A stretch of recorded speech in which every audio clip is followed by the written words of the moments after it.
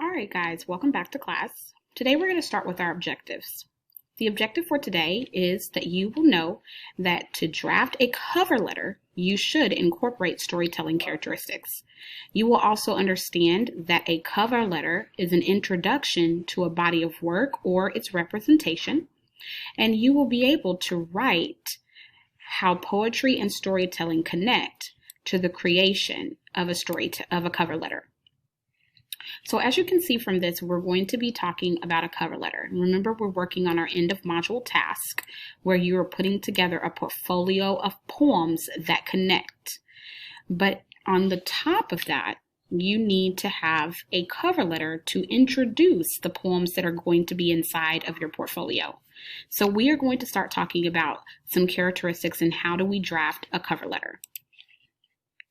So the first thing I want us to do is I want us to discuss last night's homework. And then I want us to share 2 experiences that you evaluated in step 2 of handout 29A. So for handout 29A,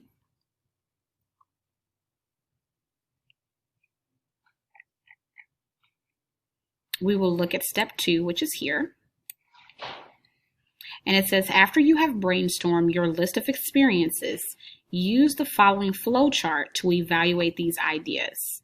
Record and list at least 2 to 3 ideas that meet the criteria, as well as a few sentences about why you think they might work. So I want us to look at some of those experiences that we evaluated in that step and share 2 of those experiences that we talked about. Then I want you guys to look at your planning checklist and see if you can check off any completed items that you have done so far for your planning checklist.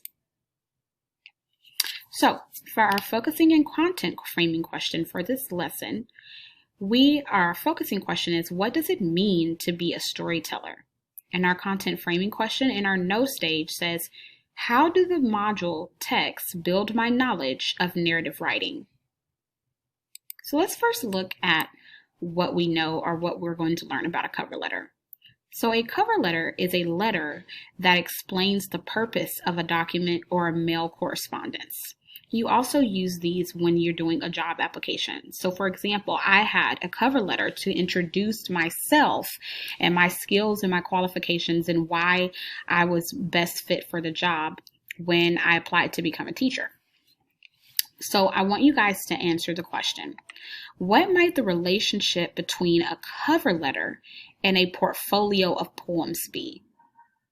I want you to understand that a cover letter serves as an introduction, and it is written last because it explains the contents of whatever it is that you're speaking about. So what would the relationship between a cover letter and a portfolio of poems be? So the first thing that I want us to do after we answer that question is I want us to look at some examples of cover letters. So in handout 30A, you're going to find some examples of cover letters. I want you guys to go through and read this cover letter. You will find this inside of your workbook. Then I want you guys to look at handout 30B, which is drafting cover letters paragraphs. So let's look at handout 30B, which is drafting cover letters.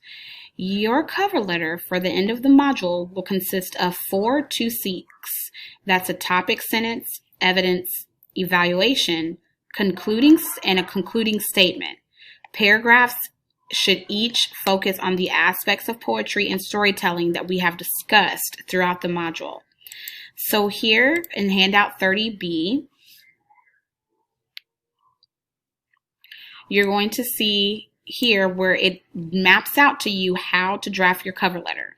So your central idea, your supporting ideas, and then your paragraph 2, your central idea and your supporting ideas, and then the summary, and so forth. So please use this document in order to draft your cover letter. You're going to outline and summarize each of the paragraphs from the exemplar cover letter on handout 30A, paragraph 1. So remember that we have an exemplar cover letter here. So you want to use this as a guide to create yours.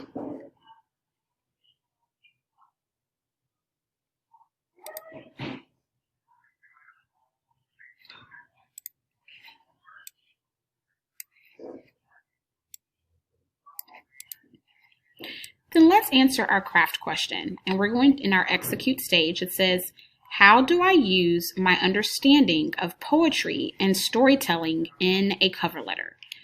For handout C, narrative writing checklist.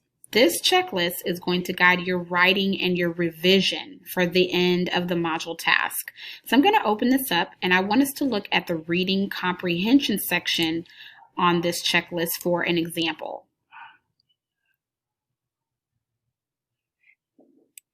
So note here is reading comprehension, and it has a few things. I used 3 distinct poetic types. So you want to make sure that when you write your poems that they are in 3 different types of poems. 3 different types. So that could be a list poem. It could be a free verse poem. It could be a ode, but it needs to be 3 different types of poetic types. Did you provide background knowledge about my story in my cover letter? I explained the relationship between each poetic type and the content of the poem in my cover letter. I apply an understanding of and incorporate evidence from one informational article in my cover letter. And I reflect on what I learned about myself as a storyteller in my cover letter. So these are going to be the most important aspects for reading comprehension. So you want to make sure that you have these elements in your writing.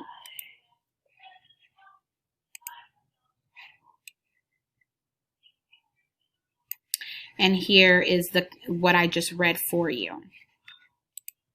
So at this time, I would like for you guys to check off any items on the checklist that you have completed.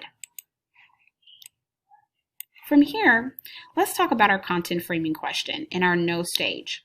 How do the module's texts build my knowledge of narrative writing?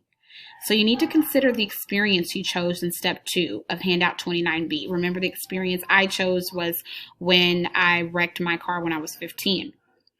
Return to one of the informational texts that you studied. So that's like your brain on fiction, The Man Made of Words, all of those informational articles that you studied in the last focusing sequence, and use effective evidence to explain how the ideas about storytelling in this text relate to the experience you are going to write about in your portfolio. Review your notes and response from last focusing question sequence and complete the quick write. For tonight's homework, guys, I want you to complete step 3 and 4 of handout 29A. And if you guys have any questions or concerns, or you need help with something, please come to office hours. But make sure that when you're coming to office hours that you've watched the video, the full video, that you've read the book, that you've at least attempted to do the assignment so that I can guide you through. All right, guys, that's going to be it for today. I'll see you next time. Bye.